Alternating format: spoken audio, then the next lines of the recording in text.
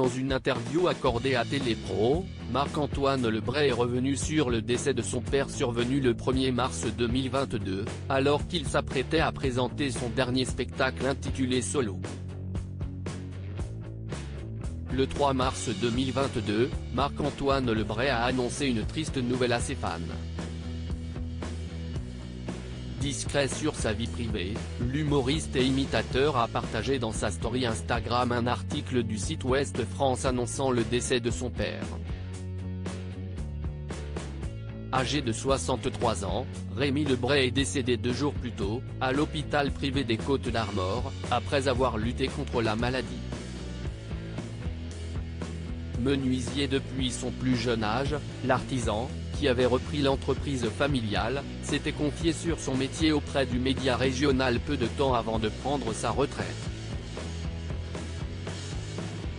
Le bois est notre passion, nous travaillons essentiellement grâce au bouche à oreille, avait confié celui qui travaillait en collaboration avec son frère François, également décédé des suites d'une maladie à l'âge de 63 ans, en 2017. Marc-Antoine Lebray endeuillé par la mort de son père. Marc-Antoine Lebray a perdu son père seulement quelques jours avant le lancement de son spectacle intitulé Solo et dans lequel il imite une centaine de personnalités. Interrogé par nos confrères belges de Télépro, à l'occasion de son passage en Belgique le vendredi 31 mars, l'humoriste s'est confié sur le drame qu'a été la disparition de son papa. Mon père est tombé malade au moment où j'écrivais les textes du spectacle. Je lui faisais les blagues pour savoir si c'était drôle.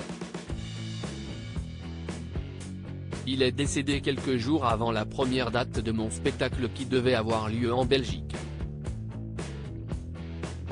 C'était un moment particulier car c'était dramatique et en même temps, j'étais dans un changement de mon spectacle, a déclaré celui qui a réussi le pari d'incarner 2 personnages dans la dernière saison de Masked Singer.